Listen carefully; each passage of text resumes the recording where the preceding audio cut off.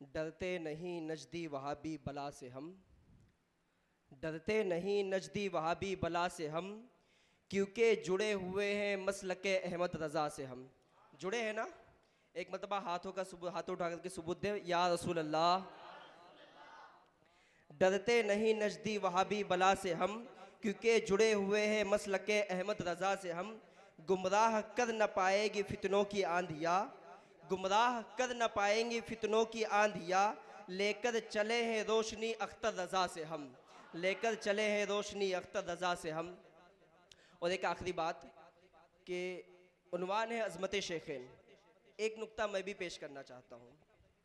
हुज़ूर ने फरमाया अना मदीनतुल इल्मी व अलीयुन बाबुहा, अना मदीनतुल इल्मी व अलीयुन बाबुहा। आज जितने भी नाम निहाद मौलाई, मौलाई नहीं, हमदानी साहब ने अच्छा नाम दिया, मवाली, जितने भी नाम निहाद मवाली हैं, आप इनका इल्मी मियाद जांचिए, इनका इल्मी मियाद जांचिए। बेंगलोर की सरजमीन पर जो मुनाजरा हुआ वो मौलाना नारुल ऐन, नूरुल ऐन ही नारुल ऐन है वो, जो मुफ्ती अख्तर हुसैन अलीमी साहब किबला के सामने था, और डिप्लोमा वाला, दोनों की इल्मी सलाहियत का अंदाज़ा हुआ, दोनों की इल्मी सलाहियत का अंदाज़ा हुआ। ये है मौलाई, अपने आप को मौलाई कहते हैं।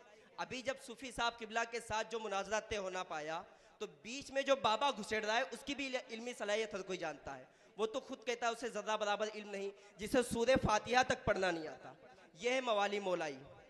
और वो जो नल्ला यारी जो मुकाबला कर रहा है, उसकी इल्मी लियाकत यहाँ से अंदाज़ा लगाइए कि सूफ़ी साहब के सिर्फ शराइत को सुन करके, सिर्फ शराइत को सुन करके कि नाम जद कुफ्र साबित करना पड़ेगा, इसको सुन करके मुनाज़रे से भागता हुआ नजर आ रहा है। तो मैं कहना ये चाहता हूँ कि असली मौलाई अहले सुन्नत वल जमात वाले हैं। सरकार मौलाए कायनात से सच्ची अकीदत और मोहब्बत रखने वाले अहले सुन्नत वल जमात से हैं, क्योंकि अल्लाह के रसूल सल्लल्लाहु अलैहि वसल्लम ने इरशाद फरमाया अना मदीनतुल इल्मी व अलीयुन बाबुहा, मैं इल्म का शहर हूँ, अली उसके दरवाजे हैं। अब जो दरवाजे से आएगा अली उसे इल्म देंगे। अगर जो अली से मोहब्बत करने वाला उस दरवाजे से आएगा तो खुदा की कसम वो अख्तर हुसैन अलीमी बन करके नजर आएगा। अगर जो उस दरवाजे से अली की मोहब्बत वाला आएगा तो सूफी कलीम हनफी बनता हुआ नजर आएगा। अगर जो उस दरवाजे से अली की मोहब्बत करने वाला आएगा तो मुहद्दिसे कबीर बनता हुआ नजर आएगा। अगर जो उस दरवाजे से अली की मोहब्बत करने वाला आएगा तो खुदा की कसम वो कायदे मिल्लत सरकार ताजु शरिया हुजूर मुफ्ती आजम हिंद और सरकार इमाम अहमद रजा खान बनता हुआ नजर आएगा। और ये जो चोर है ना, ये चोर ये दरवाजे से नहीं दाखिल हुए। याद रखना, घर का दरवाजा होता है, घर का दरवाजा होता है, चोर दरवाजे से नहीं आता, वो कूद करके आता है। तो उसे असली इल्म नहीं मिलता, जो मिला उठा के लेके चला गया। इसलिए सारे आधे अधूरे हैं। इसीलिए तो अहले सुन्नत जमात के शेरों से लड़ने की ताकत नहीं, इनमें ताकत नहीं है। अल्लाह ताला हम सबको शेखैन से सच्ची अकीदत और मोहब्बत करने वाला बनाए। एक शेर के पहलुए मुस्तफ़ा में जो आराम कर रहे हैं, आका अलैहिस्सलाम का जो रोज़ा मुबारक है, आपके पहलू में हज़रत सैयदना अबू बकर सिद्दीक और हज़रत उमर फ़ारूक आज़म रज़ियल्लाहु ताला अन्हुम अजमईन आपकी मज़ार पाक मौजूद है। पहलुए मुस्तफ़ा में जो आराम कर रहे हैं, बेदीनों बद दिमागों को नाकाम कर रहे हैं, है ना। ये जितने भी आए उनके बुग़्ज़ में मुकाबला करने वाले ज़माने ने देखा है कैसे जलील और रुसवा हुए हैं। पहलुए मुस्तफ़ा में जो आराम कर रहे हैं, बेदीनों बद दिमागों को नाकाम कर रहे हैं। हैदर खुदा की मार पड़े उन पे बेशुमार, हैदर खुदा की मार पड़े उन पे बेशुमार, शेखैन जी हशम को जो बदनाम कर रहे हैं। अब आइए बिला किसी ताख़ीर व तमसील दुनिया से आए हुए हमारे एक और मेहमान खुसूसी कारी जनाब जाहिद रिजवी साहब किबला, जो कि धुलिया जमात ज़िया मुस्तफ़ा शाख से ताल्लुक़ रखते हैं। आइए उनकी ज़बान से भी हम आका अलैहिस्सलाम की तारीफ़ व तौसीफ़ समाअत करें। आइए उनसे कब्ल एक मरतबा उनके इस्तकबाल के लिए सभी हज़रात मिल करके अपनी बेदारी का सबूत देते हुए नारा लगाए, नारे तकबीर। आवाज़ थोड़ा बुलंद करें, नारे तकबीर, नारे रिसालत, मसलके आला हजरत, जमात रज़ाए मुस्तफ़ा, जमात रज़ाए मुस्तफ़ा, नारे तकबीर, नारे रिसालत। अस्सलामु अलैकुम वरहमतुल्लाहि वबरकातुहू।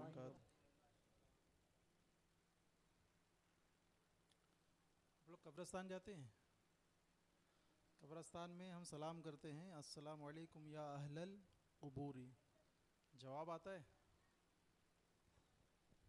एक आदि का जवाब आ गया तो आप भी लाजवाब हो जाओगे। किसी का जवाब आ गया तो आप लाजवाब हो जाओगे। तो पता ये चला कि कब्रस्तान में मुर्दे जो जवाब देते हैं वो हमें सुनाई नहीं देता है, और यहाँ तो सब जिंदा है, मुर्दा तो कोई नहीं है ना, तो मुझे जवाब नहीं आया। फिर से एक बार सलाम करूँगा, हो सके तो थोड़ा बुलंद आवाज़ से जवाब दे, अस्सलाम वालेकुम व रहमतुल्लाहि व बरकातहू। तो मेरे प्यारे लोग जो पीछे बैठे हैं, थोड़ा सा आगे आ जाओ, आगे आ जाओ। टाइम कम है, वक्त की कमी है, हो सके तो मेरे साथ में मिलकर पढ़े सल्लल्लाहु अलैहि या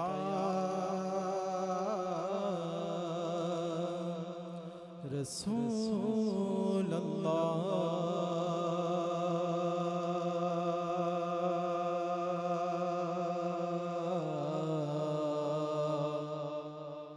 वसल्लम अलैका या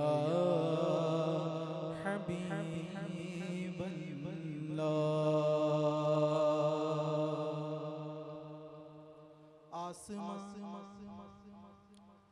आसमां गर तेरे तलबों का नजारा करता, आसमां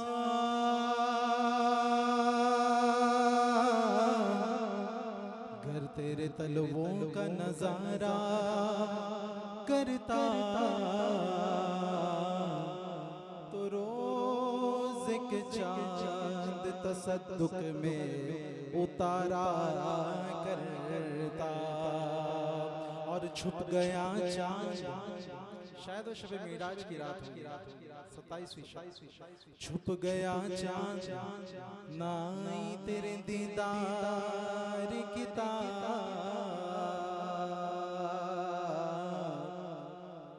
कैसे ताब आती अताई है ना, हुजूर के ही नूर से बना है ना। एक वो जिन्हें हुजूर का नूर मिला, हज़रत यूसुफ अलैहिस्सलाम, तो उनके हुस्न को देखकर औरतों ने अपनी उंगलियां काटी। हुस्न यूसुफ पे कटी मिस्र में अंगुश्त जना, सर कटाते हैं तेरे नाम पे मर्दाने अरब। फिर तो यहाँ बात हो रही है चांद की, जिसकी रोशनी तो हम देखते हैं। छुप गया चांद नाई तेरे दीदार की ताब, और अगर सामने रहता भी तो सजदा करता। ज़र्रे कहते हैं, कोई खाली रूम हो, एक बारीक होल हो, उसमें से सूरज की जब रोशनी आती है तो जो बारीक जो हमको डस्ट नजर आते हैं उसे ज़र्रे कहा जाता है। और अना शम्स मतलब मैं सूरज हूँ। क्या मैं सूरज हूँ, अना शम्स मैं सूरज। धूम ज़र्रों में अना शम्स की पड़ जाती है। मतलब क्या वो ज़र्रे जो है ना चिल्ला कर कहने लगते हैं अना शम्स, मैं सूरज हूँ, मैं सूरज हूँ, मैं सूरज। कब धूम ज़र्रों में अना शम्स की पड़ जाती है,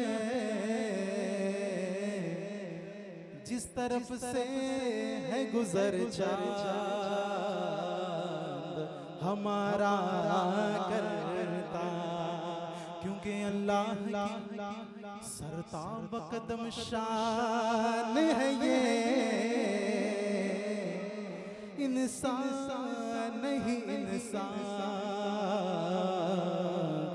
वो इंसान है ये। कुरान तो ईमान बताता है इन्हें, और ईमान ये कहता है मेरी जान है ये। सल्लल्लाहु अलैहि या रसूल अल्लाह वसल्लम अलैका या हबीबल्लाह। कलामुल इमाम इमामुल कलाम आप लोगों के सामने पढ़ूंगा, हो सके तो दिल जोई के साथ में सुने, पूरी तवज्जो के साथ में सुने, इंशाल्लाह मजा और सुभान अल्लाह माशाल्लाह कहते रहिए। सुभान अल्लाह, एक बार कोई सुभान अल्लाह कहे तो उसके नाम का एक दरख्त, एक पेड़ जन्नत में लग जाता है। अब आप जरा गौर करें, जो गार्डन होता है ना, बाग कहा जाता है उस जगह को जहाँ बहुत सारे दरख्त, बाग उस जगह को कहा जाता है जहाँ बहुत सारे दरख्त हो। अब आप जरा गौर करें, आपने बचपन में कोई महफिल अटेंड की होगी जिसका मौजू होगा, उस महफिल का मौजू रहा होगा जश्न ईद मिलादुन नबी। अब वहाँ पे अगर आपने 70 बार सुभान अल्लाह कहा होगा तो आपके नाम का कितना दरख्त लगा होगा? मतलब एक पूरा बाग, एक गार्डन आपके नाम का जन्नत में होगा। अब आज जो है अजमत शेखैन के नाम से मैं चाहता हूँ कि आपके नाम का एक दरख्त जो है, एक बाग जो है वो जन्नत में रहे। तो हर कोई आज ये टारगेट लेके उठे कि हमारे नाम का एक बाग, एक गार्डन रहेगा इंशाल्लाह जन्नत में, और उस बाग का नाम क्या रहेगा? अजमत शेखैन। आप जरा तस्वीर करो, आप जन्नत में जा रहे हैं, आपको जन्नत मिल गई, आप जन्नत में जा रहे हैं, जगह जगह पे आपके नाम के बाग हैं। बोलेंगे सुभान अल्लाह इंशाल्लाह? सबकी आवाज नहीं आ रही है। 60 के ऊपर रियायत नहीं मिलती है। बोलिए सुभान अल्लाह। नहीं 10 के नीचे रियायत है, नहीं 60 के ऊपर रियायत है। सबको बोलना है सुभान अल्लाह। बोलिए एक बार जोर से। आइए, मेरा इमाम कहते हैं, सुनते हैं कि महशर में, सुनते हैं कि महशर में सिर्फ उनकी रसाई है। सुनते हैं कि महशर में सिर्फ उनकी रसाई है। सुनते हैं कि महशर में सिर्फ उनकी रसाई है। सुनते हैं कि महशर में सिर्फ उनकी रसाई है। गर उनकी रसाई है, गर उनकी रसाई है, लो जब तो बनाई है। गर उनकी रसाई है, लो जब तो बनाई है। मचला है कि रहमत ने उम्मीद बंधाई है। मचला है कि रहमत ने उम्मीद बंधाई है। क्या बात तेरी मुजरिम, क्या बात तेरी मुजरिम, क्या बात बनाई है। क्या बात तेरी मुजरिम, क्या बात बनाई है। सबने सफ़े महशर में ललकार दिया हमको। सब नबियों ने कहा इज़हब इला गैरी, मेरे हुजूर के लब पर अना लहा होगा। सबने सफ़े महशर में ललकार दिया हमको। बेबसों के आका, बेबसों के आका, अब तेरी दुहाई है। सुनते हैं कि महशर, सब साथ में मिलकर सुनते हैं कि महशर में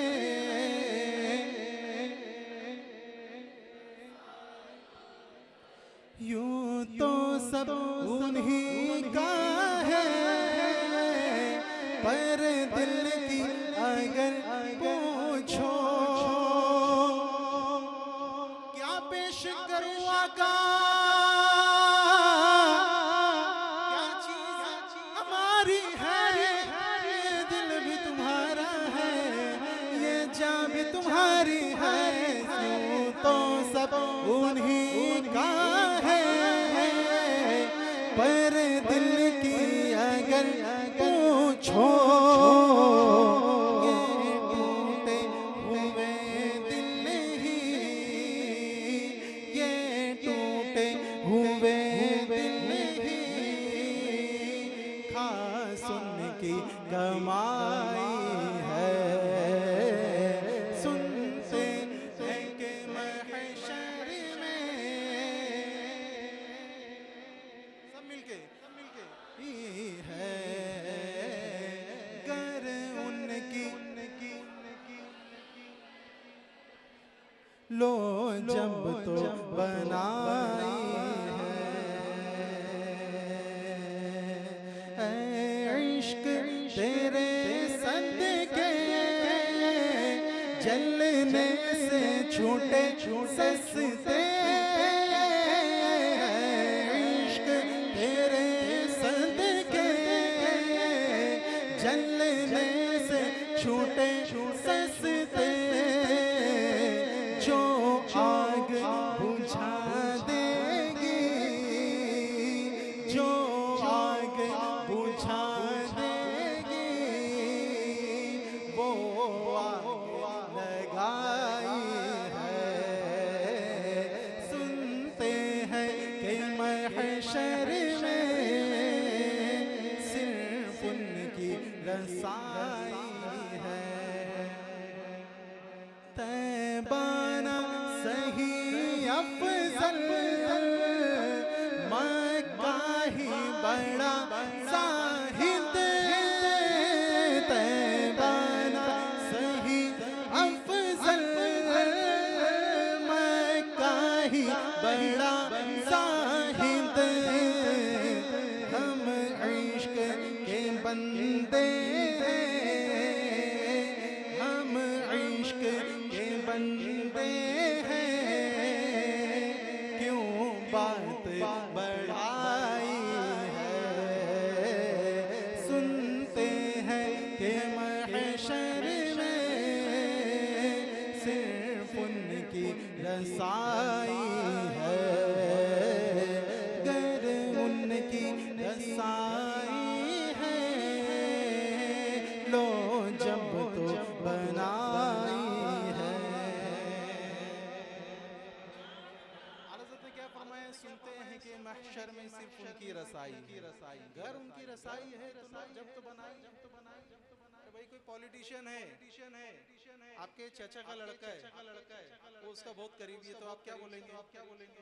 वो मेरा काम कर देगा, क्यों? क्योंकि मेरी वहाँ रसाई है, और आपकी रसाई का जरिया क्या है?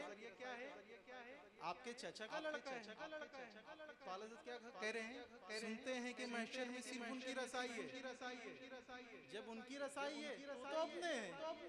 उन्होंने तो 1400 साल पहले ही कह दिया हो कि तो आला हजरत का भरोसा और एतमाद देखिए, घर उनकी रसाई है, लो तो बनाइए। अरे बोलो यार। अब मक्ते में क्या करें? मतला में ये शक क्या था, वल्लाह रज़ा वल्लाह, मतला में ये शक क्या था, वल्लाह रज़ा वल्लाह,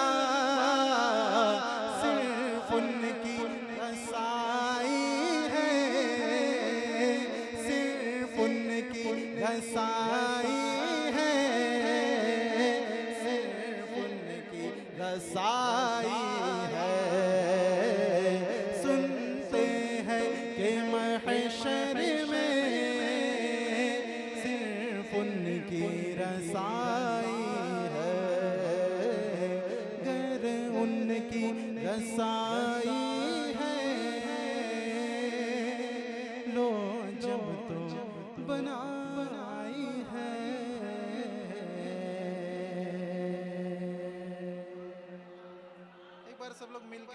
सुभान अल्लाह।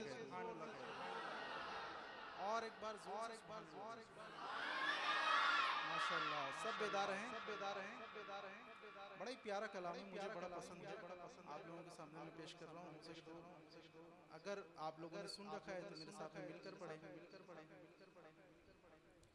बहुत अच्छा कलाम।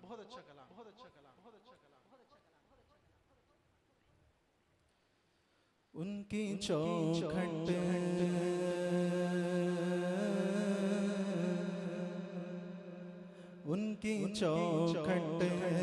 होठों का सा भी बड़ा सजता है। उनकी चौखट होठों का सा भी बड़ा सजता है। उनकी चौखट होठों का सा भी बड़ा सजता है।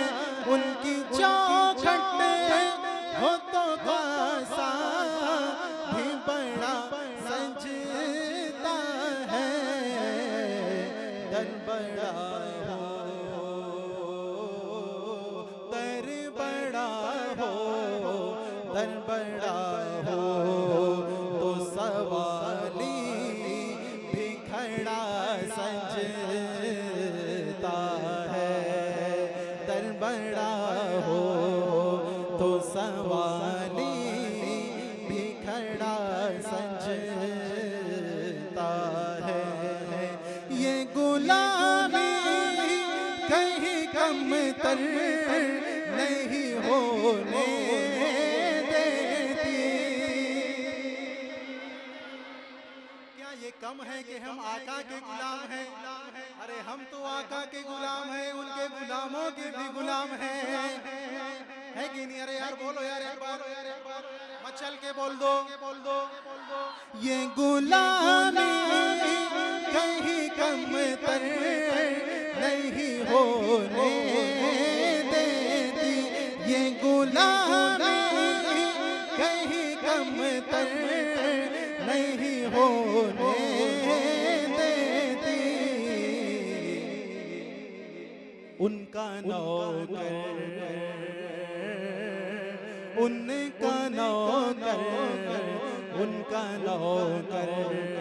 हो तो शाहों में खड़ा सजता है। उनका नौकर हो तो शाहों में खड़ा सजता है। ऐसा आका हो तो लाजिम है गुलामी पे गुरु। आपकी बात हो रही है, हमारी बात हो रही, मचल के बोल दो सुभान अल्लाह। ऐसा आका हो तो लाजिम है गुलामी पे गुरु। ऐसा आका हो तो लाजिम है गुलामी पे गुरु।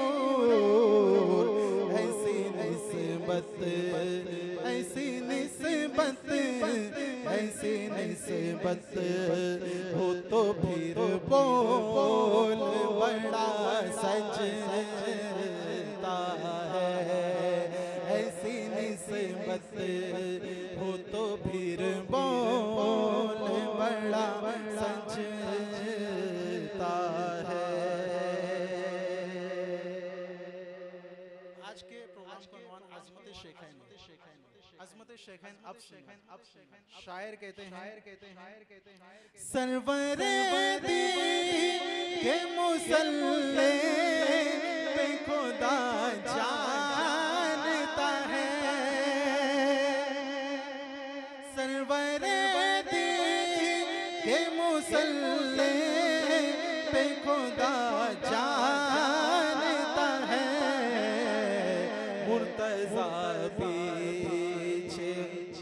मुर्तज़ा पीछे हो सीती कहीं खड़ा सजता है। मुर्तज़ा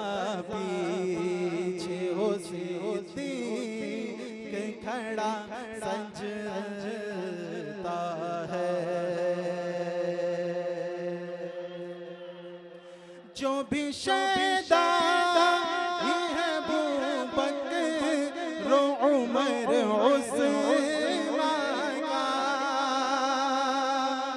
हक चार यार जिंदाबाद हक चार यार जिंदाबाद हक चार यार जिंदाबाद हक चार यार जिंदाबाद जो भी शैदा है वो बकर रो उमर उस्मान का नाम हैदर उन्हीं होठों पे बड़ा सजता है नाम हैदर उन्हीं होठों पे बड़ा सजता है। ताजुश्शरी के बारे में हजरत मुफ्ती आज़म की करामत तू है।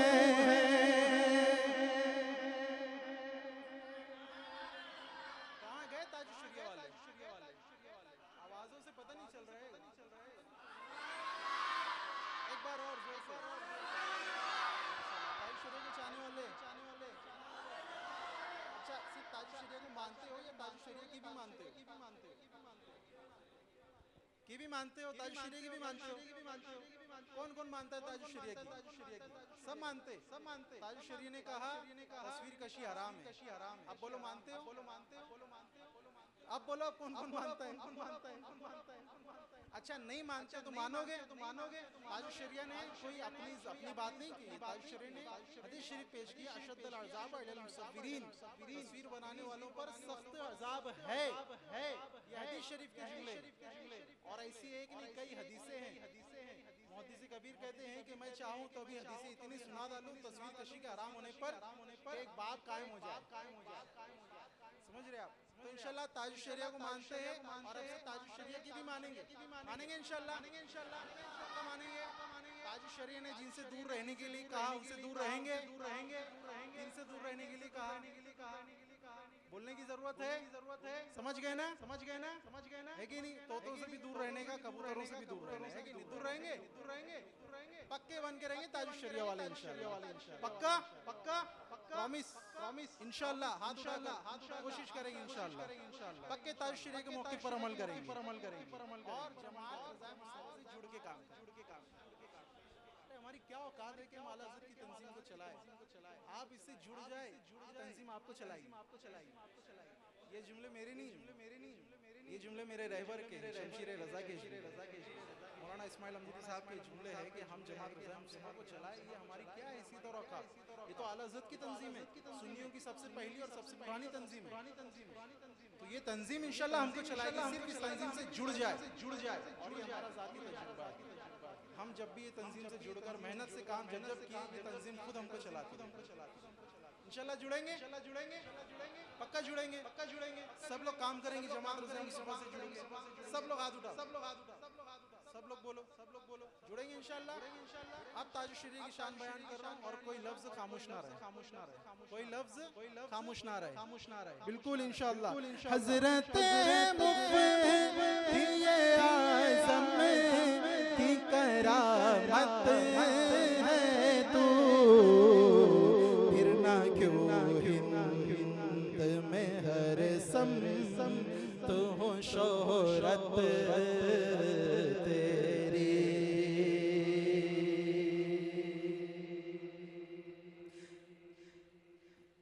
कायदे मिल्लत की शान में आखिरी शेर फिर इसके बाद दूसरा कलाम इंशाल्लाह। आप एक बार सुभान अल्लाह। फज़ले रब से तेरे दीवानों को हो जाती है। एकदम तवज्जो के साथ में शेर सुनो। फज़ले रब से तेरे दीवानों को हो जाती है। तेरे शहज़ादे की सूरत ज़ियारत तेरी शहजादे की सूरत में ज़ियारत तेरी।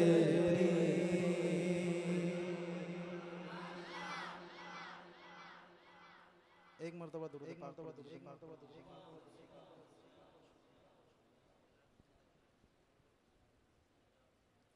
पैगामे बरेली शरीफ, पैगामे हुज़ूर ताज शरिया आप लोगों के सामने हो सके तो सब लोग साथ में मिलकर पढ़े। वल्लाह वल्लाह वल्लाह वल्लाह वल्लाह बोलो वल्लाह वल्लाह वल्लाह वल्लाह वल्लाह। जिंदगी ये नहीं है किसी के लिए, जिंदगी ये नहीं है किसी के लिए, जिंदगी ये नहीं है किसी के लिए, जिंदगी ये नहीं है किसी के लिए, जिंदगी है नबी की नबी के लिए। वल्लाह वल्लाह वल्लाह वल्लाह वल्लाह बोलो वल्लाह वल्लाह वल्लाह वल्लाह वल्लाह। न समझ मरते हैं जिंदगी के लिए,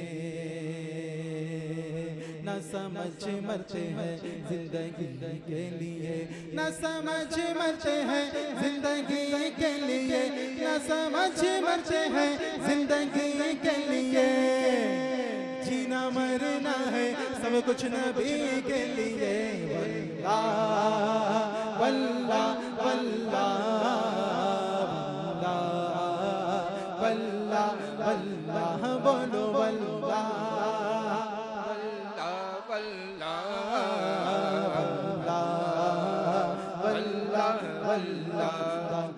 इश्क़ नबी ले चलो कब्र में। ये वाहिद चीज़ है हमारे जिस्म में, हमारे इख्तियार में, एक वाहिद चीज़ है जो हम लोग कब्र में ले जा सकते हैं। और वो क्या है पता है? वो है हमारी दाढ़ी, वो है हमारी दाढ़ी। आप मुझे एक बात बताओ कि आज कोई गुस्ताखी कर दे, हम उसकी जान लेने के लिए तैयार हैं, और बेशक ये होना भी चाहिए जज्बा कि हम उसकी जान लेने के लिए तैयार हैं और अपनी जान देने के लिए भी तैयार हैं। आप खुद मुझे बताओ, मैं अभी ये कहूँगा कि कौन कौन है जो हुजूर की नामुस के लिए जान देने और लेने के लिए तैयार है? सबका हाथ उठेगा, एक का हाथ नीचे रहेगा। चलो बताओ कौन कौन कौन हुजूर की जान, हुजूर की इज्जत और नामुस के लिए जान देगा और ले भी लेगा? सब हैं। तुम जान दे सकते हो, जान ले सकते हो, क्या दाढ़ी नहीं रख सकते? क्या दाढ़ी नहीं रख सकते? क्या ये जो दाढ़ी है, ये दाढ़ी जो है वो मुकाम रखती है? हाँ, क्या हम दाढ़ी नहीं रख सकते? आप मुझे बताओ कौन कौन है जो इस बात से सहमत है कि नहीं हम हुजूर के लिए अपनी दाढ़ी रख सकते? एक बार हाथ उठाकर कहो कौन कौन है जो ये कह सकता है कि हम हुजूर के लिए दाढ़ी रख सकते? अब हाथ नीचे करो। अब जिसको दाढ़ी नहीं है वो हाथ उठाकर आज मस्जिद में बैठकर इतने लोगों के सामने वादा करे कि वो आपसे दाढ़ी नहीं कटवाएगा और दाढ़ी रखेगा। हुजूर की नामुस के लिए जब आप जान देने के लिए तैयार हो तो इतनी सी दाढ़ी नहीं रख सकते? देखो माशाल्लाह, एक हो गए, माशाल्लाह दो हो गए, तीन हो गए, चार हो गए, पांच। अरे बेटा अभी दाढ़ी आने तो दो तुम लोग। चार हो गए, एक दो तीन और चार। कोई और थोड़ा नौजवान हो जो शादीशुदा हो या शादी होने वाली हो? माशाल्लाह कितने हो गए? पांच। पंजतन पाक की निस्बत होगी, छठी शरीफ की निस्बत बाकी है अभी। एक और कोई छठी शरीफ की निस्बत? माशाल्लाह छह हो गए। और कोई है? मैं कुछ लोगों के चेहरे देख रहा हूँ वो दाढ़ी नहीं रख रहे हैं, और जब हुजूर की इज्जत की नामुस की बात आई तो मुझे बहुत खुशी हुई कि उन लोगों ने हाथ उठाया, लेकिन अब ये दाढ़ी के लिए हाथ नहीं उठा रहे। अगर दाढ़ी के लिए हाथ उठा दे तो बहुत अच्छा हो जाएगा। 6 हो गए। और कोई एक बंदा दाढ़ी रखने का वादा कर दे। नारे तकबीर, नारे रिसालत, मसलके आला हजरत हुजूर शमशीर रजा, आलिम हक बया, जमात रजाए मुस्तफ़ा, जमात रजाए मुस्तफ़ा, बस्ती बस्ती करिया करिया, बस्ती बस्ती करिया करिया। माशाल्लाह माशाल्लाह। अभी फिर से जो लोग दाढ़ी रखने का वादा किए थे फिर से हाथ उठाए, फिर से एक बार। और कौन कौन था? अब हजरत भी यहाँ मौजूद हैं। अब जो दाढ़ी रखने का वादा करेगा और हाथ उठाएगा तो उसके गवाह हजरत भी हो जाएंगे। अब ये खुश नसीबी किसे हासिल है? माशाल्लाह, वो एक और हाथ उठ गया, वो दूसरा हाथ भी उठ गया माशाल्लाह। दाढ़ी रखेंगे इंशाल्लाह, अब से नहीं काटेंगे। जब हुजूर के लिए हमने अभी जान देने लेने की बात की तो ये दाढ़ी क्या चीज़ है? दाढ़ी रखेंगे इंशाल्लाह, पक्का रखेंगे। चलिए माशाल्लाह। एक आखिरी कलाम, मैं जो लोग बाहर खड़े मैं उनसे गुजारिश करूंगा कि वो लोग अंदर आ जाएं। जी माज़अल्लाह, अस्तग़फिरुल्लाह रब्बी मिन कुल्लि ज़ंबि व अतूबु इलैह। ये जुमला जो मैंने कहा दाढ़ी क्या चीज़ है, इस तरीके से कहना सही नहीं है। हज़रत ने मेरी इस्लाह फरमाई है। अब एक आखिरी कलाम आप लोगों के सामने मैं पेश करूंगा। बिल्कुल दिल की गहराइयों से इस कलाम को सुने। हुज़ूर ताजुश शरीफ का लिखा हुआ कलाम है, बड़ा ही प्यारा कलाम है। मेरे ताजुश शरीफ फरमाते हैं, मुस्तफ़ा है ज़ात यकता आप है, मुस्तफ़ा है ज़ात यकता आप है, यक ने जिसको यक बनाया आप है, यक ने जिसको यक बनाया आप है। अब गिल में नूर की पहली किरण, अब गिल में नूर की पहली किरण, जाने आदम जाने हव्वा आप हैं, जाने आदम जाने हव्वा आप हैं, मुस्तफ़ा ज़ात यकता आप हैं। और आपकी तलअत को देखा जान दी, आपकी तलअत को देखा जान दी, कब्र में पहुंचा तो देखा आप हैं, कब्र में पहुंचा तो देखा आप हैं, आप हैं, आप हैं, आप हैं, आप हैं, कब्र में पहुंचा तो देखा आप हैं। और आप जैसा कोई हो सकता नहीं, आप जैसा कोई हो सकता नहीं, अपनी हर खूबी में तन्हा आप हैं, अपनी हर खूबी में तन्हा आप हैं। आपकी तलअत खुदा का आईना, आपकी तलअत खुदा का आईना, जिसमें चमके हक का जलवा आप हैं, जिसमें चमके हक का जलवा आप हैं। और आपकी खातिर बनाए तो जहां, और आपकी खातिर बनाए तो जहां, ये जहां सब जहां, और अपनी खातिर जो बनाया आप हैं, अपनी खातिर जो बनाया आप हैं। पर दरद आमद कदा बहरे सलाम, पर दरद आमद कदा बहरे सलाम, हो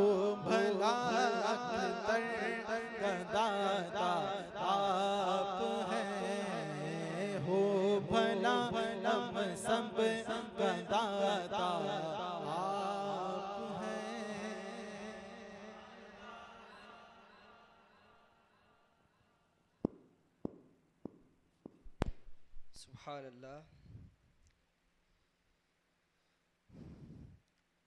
200 से बढ़ के देख रसाला रजा का है, 200 से बढ़ के देख रिसाला रजा का है, पढ़ते हैं जो आज भी मकाला रजा का है, फतवों पे मुफ्तियों के हवाला रजा का है, रोशन है दिल जो आज उसमें उजाला रजा का है, वादी रजा की कोहे हिमाला रजा का है, जिस समत देखिए वो इलाका रजा का है।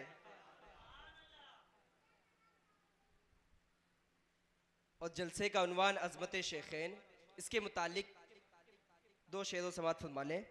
जिसको सिद्दीकी सदाकत का एतराफ़ नहीं, जिसको सिद्दीकी सदाकत का एतराफ़ नहीं, वो लाख सजदे करे ये गुनाह माफ़ नहीं। जिसको सिद्दीकी सदाकत का एतराफ़ नहीं, वो लाख सजदे करे ये गुनाह माफ़ नहीं। दिलों में बुग़्ज़े उमर और बदन पे हज का लिबास, दिलों में बुग़्ज़े उमर और बदन पे हज का लिबास, तेरे नसीब का चक्कर है ये तवाफ़ नहीं, तेरे नसीब का चक्कर है ये तवाफ़ नहीं। और एक शेर, ये ज़िक्र अबू बकर सदा होता रहेगा, ये ज़िक्र अबू बकर सदा होता रहेगा।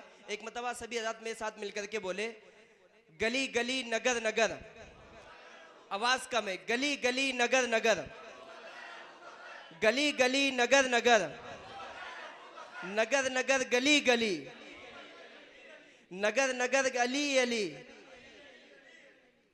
ये ज़िक्र अबू बकर सदा होता रहेगा, सुन सुन के जिसे राफ़ज़ी तो रोता रहेगा। ये ज़िक्र अबू बकर सदा होता रहेगा, सुन सुन के जिसे राफ़ज़ी तो रोता रहेगा।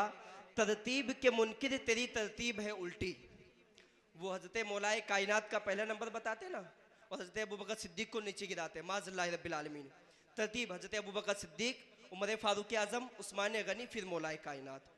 तरतीब के मुनकिर तेरी तरतीब है उल्टी, सिद्दीक़ का नंबर तो सदा पहला रहेगा, सिद्दीक़ का नंबर तो सदा पहला रहेगा। अब आइए बिला किसी ताख़ीर व तमसील, मैं आलिम नबील फ़ाज़िल जलील आलिम हक़ बया शमशीर सुन्नियत हज़रत अल्लामा इस्माइल अमजदी साहब क़िबला मद्दज़िल्लाह आली, जो सूरत की सरज़मीन से हम और आपके दरमियान यहाँ पर जलवागर हुए हैं, आइए हज़रत का इस्तक़बाल नारे तकबीर रिसालत के छाव में कर ले। मेरे साथ सभी हज़रत मिलकर के बावाज़िल बंद नारा लगाए, नारे तकबीर, नारे रिसालत, मसलके आला हज़रत। आवाज़ थोड़ी कम है, सभी हज़रात आगे से पीछे हज़रात जितने बैठे हैं सभी हज़रात मिलकर के, नारे रिसालत, मसलके आला हज़रत, जमात रज़ाए मुस्तफ़ा, जमात रज़ाए मुस्तफ़ा, नारे तकबीर, नारे रिसालत।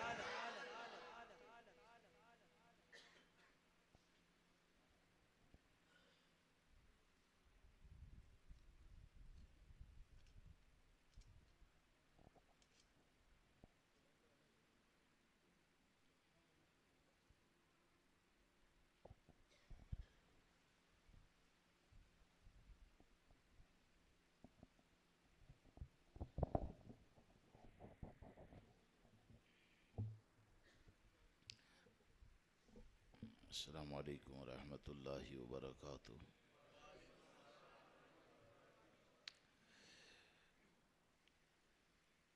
अल्हम्दुलिल्लाहि वलिय्यिही वस्सलातु वस्सलामु अला नबिय्यिही अम्मा बअद। अऊज़ु बिल्लाहि मिनश शैतानिर रजीम, बिस्मिल्लाहिर रहमानिर रहीम। वल्लज़ी जाअ बिस्सिद्क़ि व सद्दक़ बिही उलाइका हुमुल मुत्तक़ून। सदक़ल्लाहुल अज़ीम। एक मरतबा दिल की गहराई से दुरूद मुक़द्दसा का हदिया पेश करें। अल्लाहुम्मा सल्लि अला सय्यिदिना व मौलाना मुहम्मदिन मअदनिल जूदि वल करम व आलिहि व सहबिहि व बारिक व सल्लिम सलातन व सलामन अलैका या रसूलल्लाह सल्लल्लाहु तआला अलैहि वसल्लम।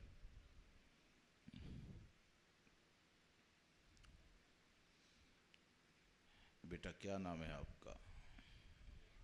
आपका क्या नाम है? कितनी उम्र है? ये सत्र औरत है कि नहीं? ये सत्र औरत है कि नहीं? मदरसे में पढ़ें। इसको रुमाल बांधो, रुमाल या कुछ दीजिए तो इसको।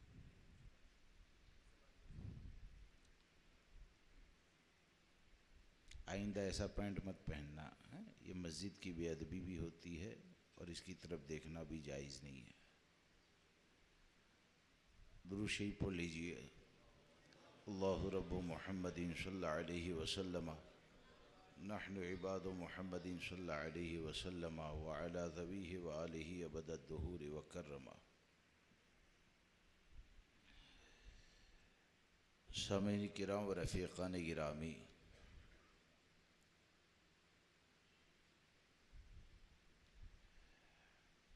अज़मत शेखैन के हवाले से यानी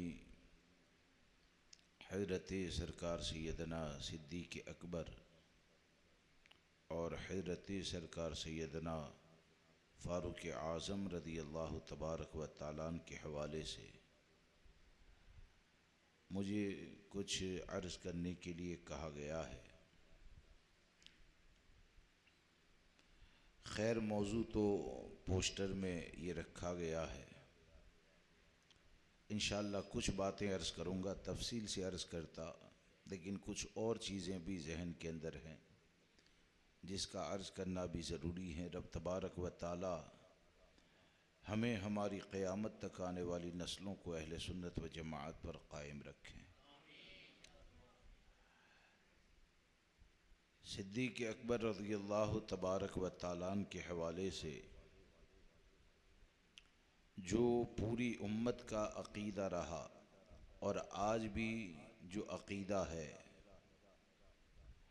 उसे आप ये कह सकते हैं कि जमात सहाबा, जमात अहले बैत और जमात औलिया का अक़ीदा यही रहा कि अम्बिया और मुरसलीन की जमात के बाद सबसे ज़्यादा फ़जीलत वाली ज़ात ये सिद्दीक़ अकबर की है।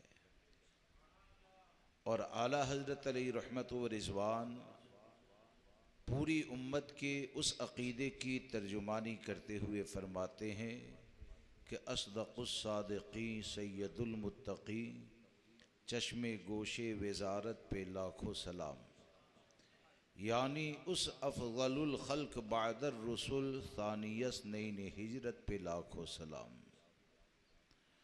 और सरकार फ़ारूक़ आज़म रज़ी अल्लाह तबारक व तआला अन्हु की बारगाह में ख़िराज अक़ीदत पेश करते हुए अर्ज़ करते हैं कि वो उमर जिसके आदा पे शेदा सक़र, उस खुदा दोस्त हज़रत पे लाखों सलाम। सामीन किराम व रफ़ीक़ान गिरामी, हमारा ताल्लुक़ अहले सुन्नत व जमाअत से है और ये जमात अहले सुन्नत व जमाअत की, जमात अहले सुन्नत की ये ख़ुसूसियत है कि कुरान व हदीस ने, सहाबा और अहले बैत ने जिन जिन चीज़ों से मोहब्बत करने के लिए कहा, अल्हम्दुलिल्लाह वो सब की मोहब्बत का चिराग ये सुन्नी के दिल के अंदर रोशन है। और आपको एक बात अर्ज़ कर दूं कि सहाबाए किराम रिज़वानुल्लाहि ताला अलैहिम अजमईन के हवाले से कोई भी आवाज़ अगर आपके कान में आती है उनके ख़िलाफ़, चाहे सोशल मीडिया हो, चाहे किसी मस्जिद का इमाम हो, चाहे अपने ज़माने का कितना भी बड़ा आलिम लोगों की नज़र में माना जाता हो, जमात सहाबा के ख़िलाफ़ अगर कोई आवाज़ आती है तो सरकार आला हज़रत ने एक बहुत प्यारी बात तहरीर फरमाई कि कोई भी अगर सहाबाए किराम के ख़िलाफ़ अपनी ज़ुबान को चलाता है, अपने अमल से उनसे नाराज़गी का इजहार करता है, तो आला हज़रत सरकार ने समझाने के लिए कहा। किस चीज़ के लिए कहा? ऐसे लोगों के लिए अहकाम क्या है उसके ऊपर तो बेशुमार दलाइल जमा फरमाए, लेकिन जो अनजाने के अंदर गलत सोहबत की बुनियाद पर जो सहाबाए किराम के ऊपर जुबान खोलने लगे, तो आला हज़रत सरकार ने समझाने के लिए अर्ज किया कि उन लोगों को ये सोचना चाहिए कि जब तुम किसी से मोहब्बत करते हो तो अपने महबूब के लिए बेहतर को पसंद करते हो। हम किसी से अगर मोहब्बत करने लगे ना तो अपने महबूब के लिए बेहतर चीज को पसंद करते हैं। मिसाल के तौर पर हमको अपने माँ बाप से मोहब्बत है, एक मिसाल दे रहा हूं कि हमको अपने माँ बाप से मोहब्बत है। आपने रहने के लिए शानदार मकान मुझे नहीं दिया लेकिन अपने माँ बाप को दिया। आपको अपने बच्चों से मोहब्बत है, आपने रहने के लिए बेहतर सामान पड़ोसी के बच्चों को नहीं दिया बल्कि खुद के बच्चों के लिए इंतजाम किया। ये किस चीज की अलामत है? ये मोहब्बत की अलामत है, ये मोहब्बत की अलामत है। ये मैं समझाने के लिए कह रहा हूं। और आला हजरत ने क्या फरमाया कि आप फरमाते हैं कि जब तू किसी से मोहब्बत करे तो अपने महबूब के लिए बेहतर को पसंद करता है, बेहतर खादिम हो, बेहतर नेमतें हो।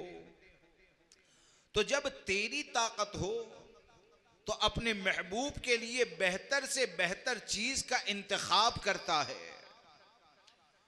तो सोचना यह चाहिए कि जो लोग सहाबाए किराम के ऊपर जुबान खोलते हैं या उंगली उठाते हैं तो उनको यह सोचना चाहिए कि हमारे और आपके आका सल्लल्लाहु ताला अलैहि वसल्लम ये अल्लाह की बारगाह में सिर्फ महबूब नहीं बल्कि सैयदुल महबूबीन है।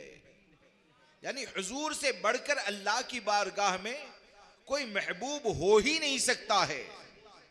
तो आला हजरत फरमाते हैं कि जब तुम अपने महबूब के लिए बेहतर चीजों का इंतखाब करते हो तो सहाबा के ऊपर उंगली उठाने से पहले सिर्फ इतना सोचना कि इमामुल अंबिया सल्लल्लाहु ताला अलैहि वसल्लम ये सैयदुल महबूबीन है और अल्लाह तबारक व ताला ने अपने महबूब के लिए अगर किसी जमात का इंतखाब किया है तो उसे सहाबा की जमात कहा जाता है। अपने महबूब के लिए किसी जमात को चुना तो उसे सहाबा की जमात कहा जाता है।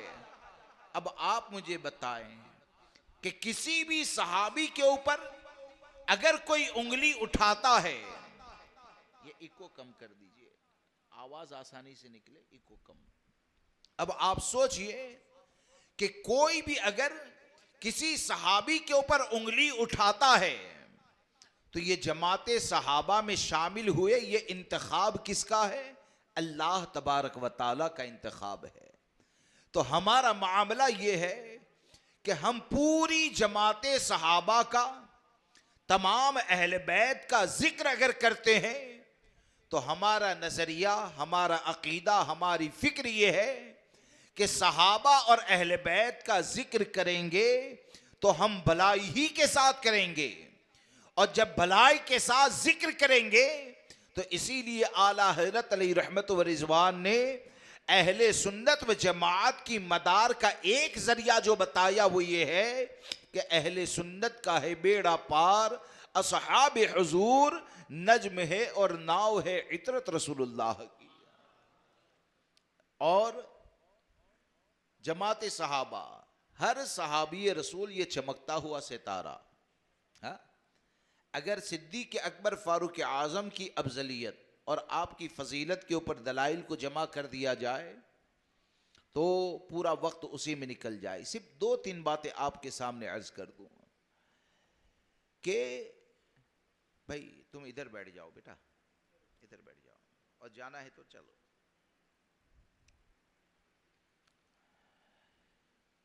पूरी जमाते सहाबा ये नुजूमे हिदायत है और इनको नुजूमे हिदायत किसी और ने नहीं बल्कि हमारे आका सल्लल्लाहु ताला अलैहि वसल्लम ने फरमाया। हाँ?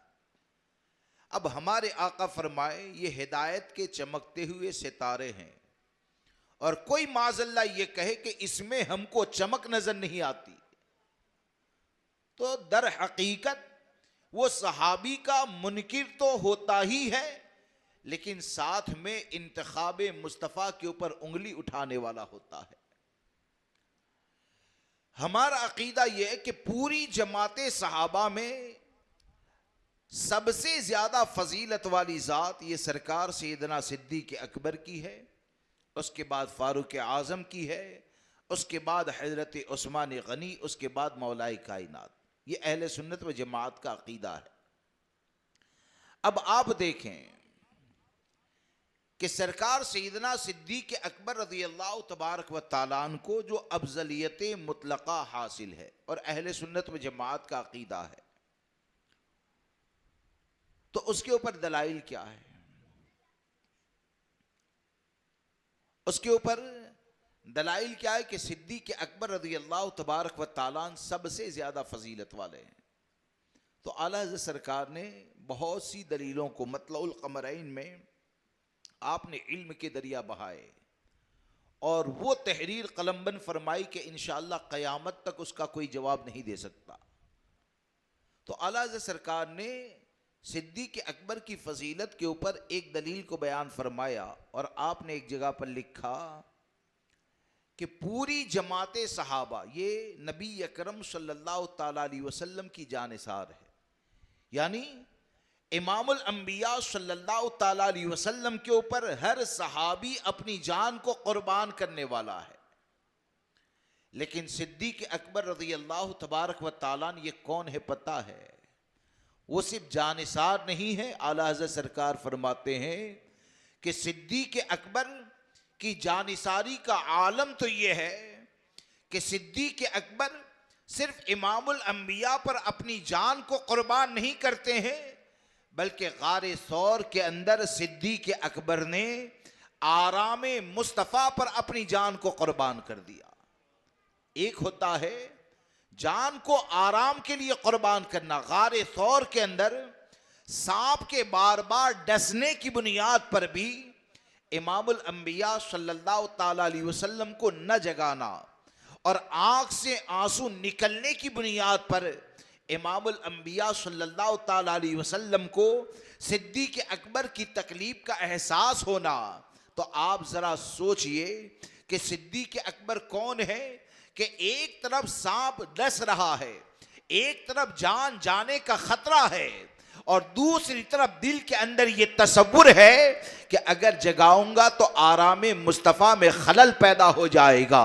तो जो आरामे मुस्तफ़ा पर अपनी जान को कुर्बान कर दे, वो कुर्बान करने वाले को सिद्दीक़ अकबर कहा जाता है।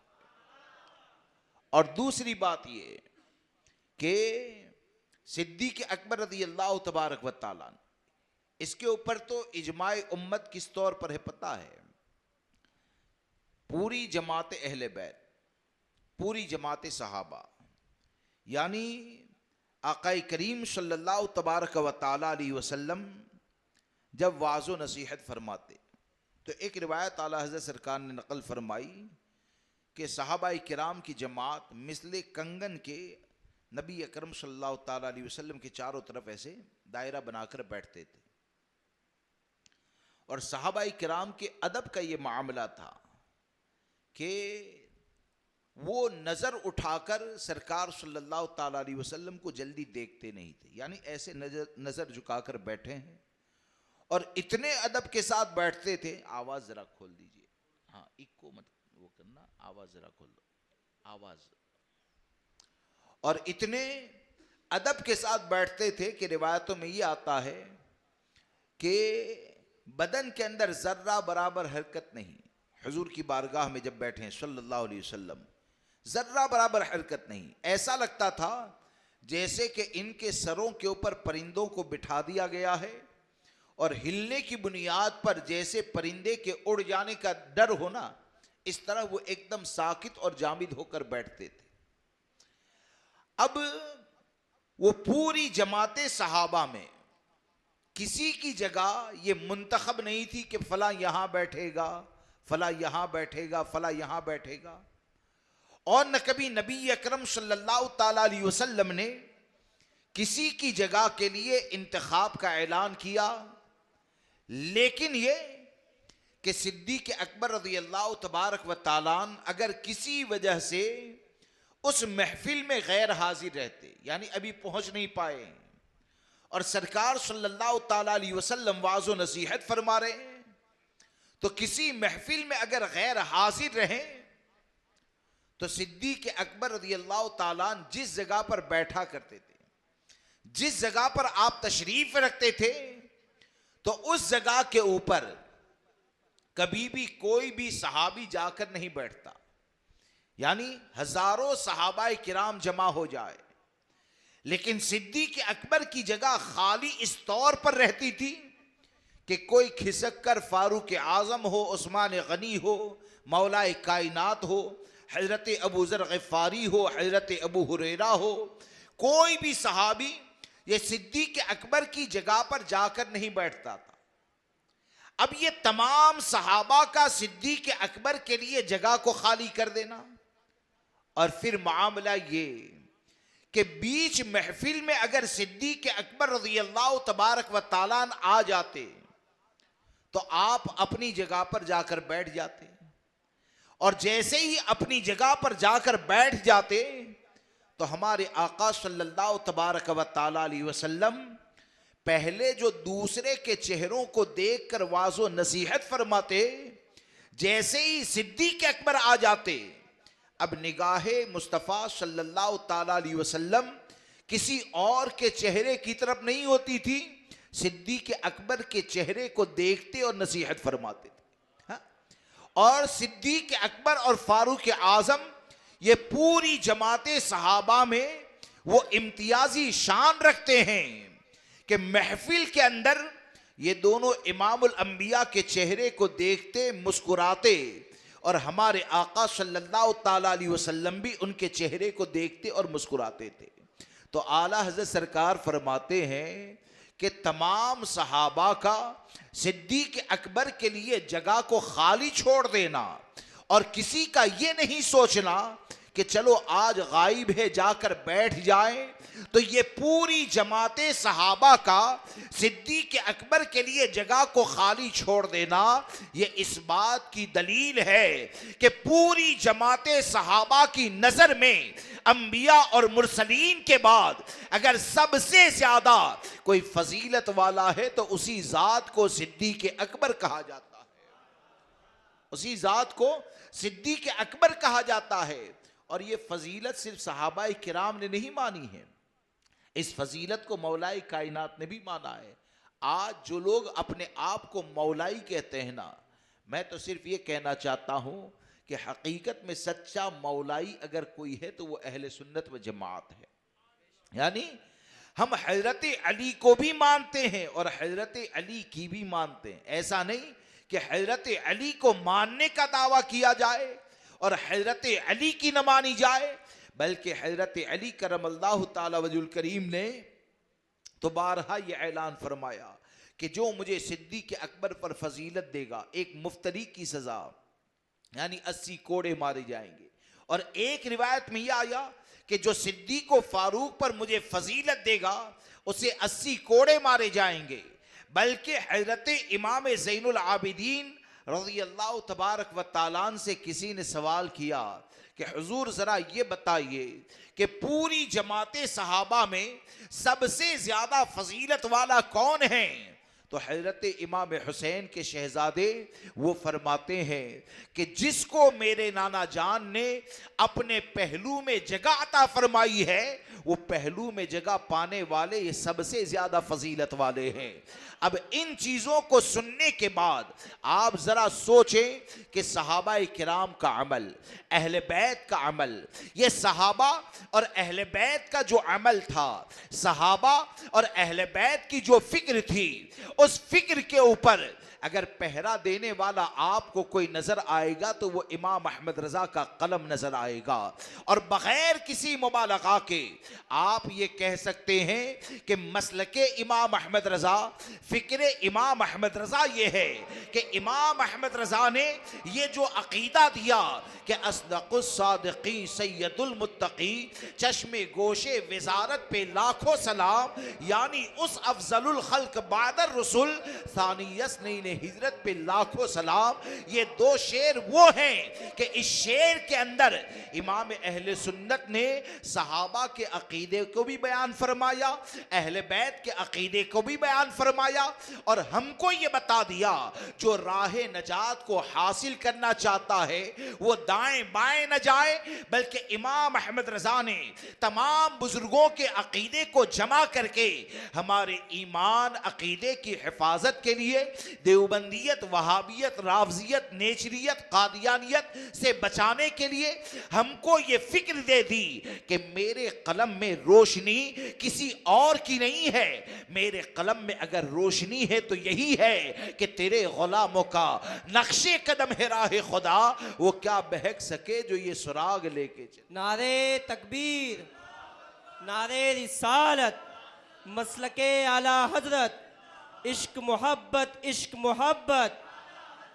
इश्क मोहब्बत, इश्क मोहब्बत, जमात रज़ाए मुस्तफ़ा, जमात रज़ाए मुस्तफ़ा, नारे तकबीर, नारे रिसालत। इसलिए हमको चाहिए, और हकीकत है आज का जो दौर है ना बड़ा पुरफितन दौर है। हमारी दादी एक बात कहती थी, अब मुझे यानी उसको मैंने फ़िक्र इमाम अहमद रज़ा पर अपने जहन से फिट किया। बचपन में मेरी दादी एक बात कहा करती थी कि बेटा इस बात को याद रखो कि पुराना रास्ता अगरचे लंबा हो,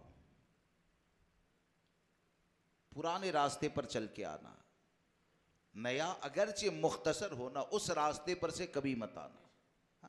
पुराना रास्ता अगरचे लंबा हो उस रास्ते पर चल के आना, नए रास्ते के ऊपर चलकर मत आना, उसमें खतरे नए में ज्यादा होते हैं। तो मैंने ये समझा कि इमाम अहमद रज़ा फाजिल बरेलवी रज़ी अल्लाह तबारक व तआला का जो कलम है ना, तो इमाम अहमद रज़ा ने 1400 साल 1450 साल के बुजुर्गों के रास्ते को अपनी किताब में जमा फरमा दिया। इमाम अहमद रज़ा ने जहां पर ईमान अकीदे की अहमियत को बताया, वहीं पर इस रास्ते पर चलने के लिए निकले। और तुमने अगर 1450 साल के बुजुर्गों के रास्ते को छोड़कर अगर शॉर्टकट अपनाया, अपने ज़हनो फिक्र से रास्ता बनाने की कोशिश की, तो उसका अंजाम क्या होगा ये भी हमको इमाम अहमद रज़ा ने बताया। ये हकीकत है कि इमाम अहले सुन्नत का रास्ता ये ऐसा रास्ता है कि इमाम अहले सुन्नत के रास्ते पर अगर आप चलते रहेंगे ना, तो इमाम अहले सुन्नत की राह में आपको इश्क़ सहाबा भी मिल जाएगा, इश्क़ अहले बैत भी मिल जाएगा, इश्क़ औलिया भी मिल जाएगा, इश्क़ उलमा भी मिल जाएगा, लोगों के हुकूक क्या है वो भी मिल जाएगा, किससे गले मिलना है वो भी पता चल जाएगा, और किसका बाइकाट करना है वो भी पता चल जाएगा। इमाम अहमद रज़ा का रास्ता ये इतना साफ सुथरा रास्ता है कि उस रास्ते पर अगर चलते रहे तो अकेले हो सकते हो, लेकिन इंशाअल्लाह गुमराह नहीं हो सकते हो।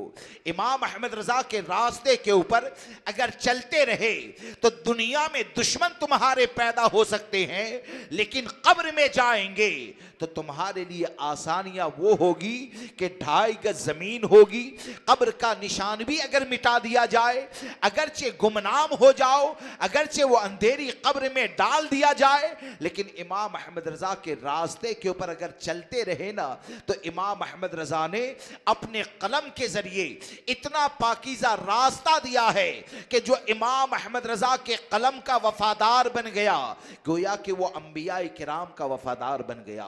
जो इमाम अहमद रजा के कलम का वफादार बन गया, गोया कि वो हर सहाबी की इज्जत करने वाला बन गया।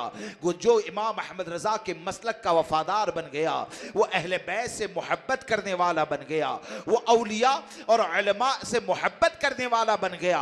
और जब ये सब की मोहब्बत इमाम अहमद रजा के कलम से दिल में जमा हो जाए तो वो दुनिया में अगरचे अकेला होकर जाए, कब्र का निशान अगरचे मिट जाए, लोग अगरचे कहें फला दुनिया से जाने वाला गया, उसकी कब्र तो नजर नहीं आती है।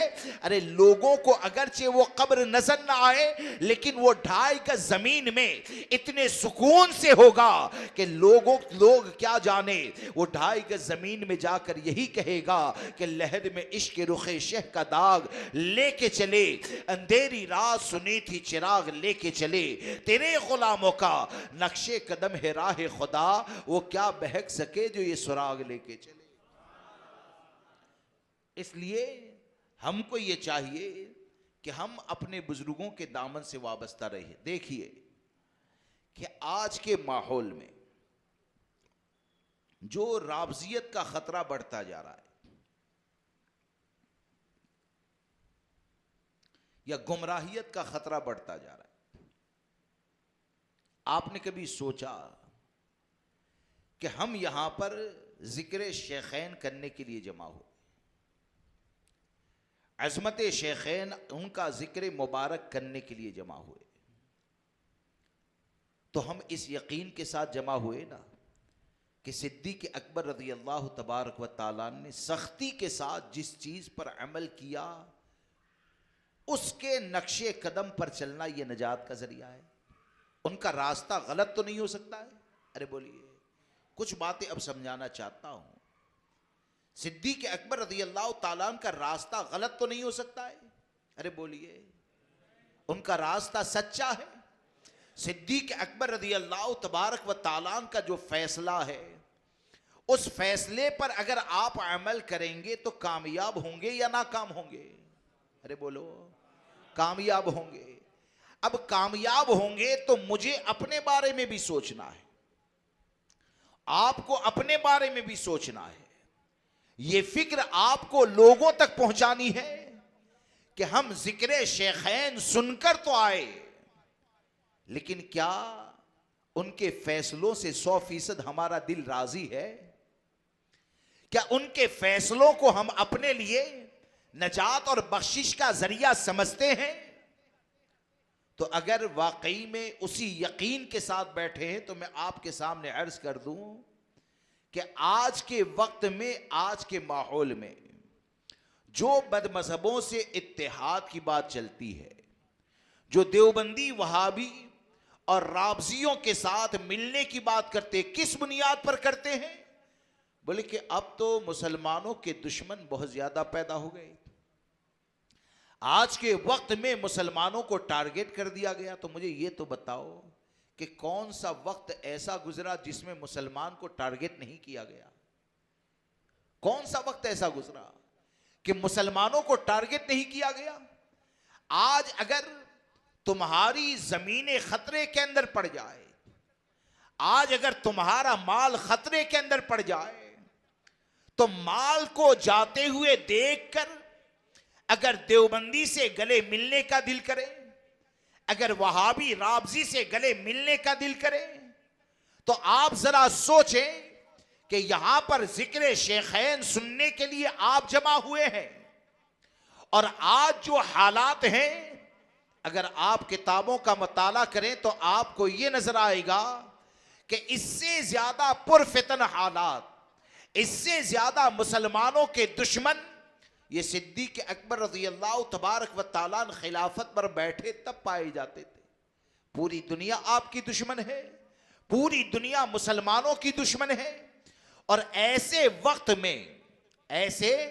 वक्त में कि जब सिद्दीक़ अकबर खिलाफत की मसनद के ऊपर बैठे तो उस वक्त मुनकिरीन ज़कात का फितना भी पाया जाता था कि बहुत से लोगों ने ज़कात देने से इनकार कर दिया।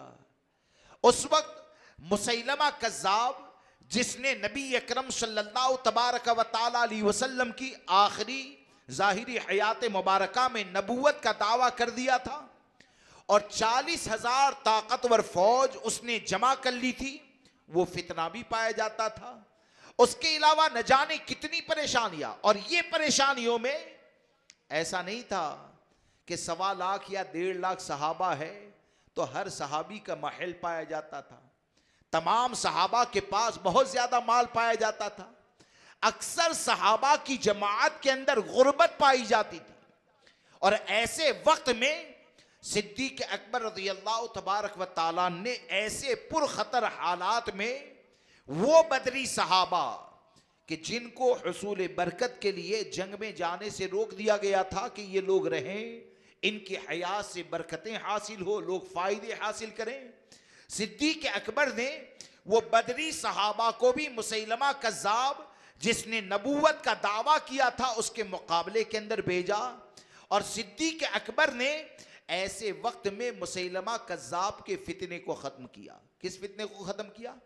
मुसैलमा कज़्ज़ाब के फितने को खत्म किया। तकरीबन 70 हुफ़ाज़ किराम शहीद होते हैं। आज भी नज़द के करीब जाइए, यमामा के अंदर आपको शुहदाए किराम का कब्रिस्तान मिलेगा। अब आप जरा सोचिए कि सिद्दीक अकबर ने उस वक्त जो कदम उठाया तो वो फितने को कैसे ख़त्म किया? जान देकर ख़त्म किया। गौर से सुनिए, उस फितने को कैसे ख़त्म किया? जान देकर ख़त्म किया। उस फितने को कैसे ख़त्म किया? तलवार के ज़रिए ख़त्म किया। उस फितने को कैसे ख़त्म किया? पूरी उम्मत ने ताकत लगा दी और ताकत लगाकर उस फितने को ख़त्म किया। अब आज का दौर आप देख लें, हम अज़मत शेखैन का जिक्र सुनने के लिए आए हैं ना। देवबंदी का अकीदा क्या है?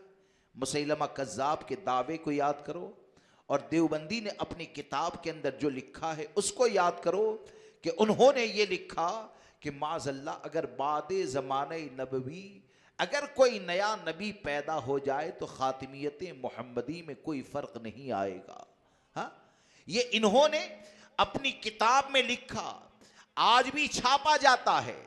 अब आप जरा सोचें कि सिद्दीक अकबर का किरदार और आज के वक्त में जो लोग सुलह कुल्लियत को फैलाने की कोशिश करते हैं उनको जरा गौर करना चाहिए कि सिद्दीक अकबर रज़ियल्लाहु तबारक व तआला के दौर में पूरी जमाते सहाबा अपनी जान को कुर्बान करने के लिए तैयार हैं, लेकिन उनका तसल्लुफ़-ए-दीन वो है।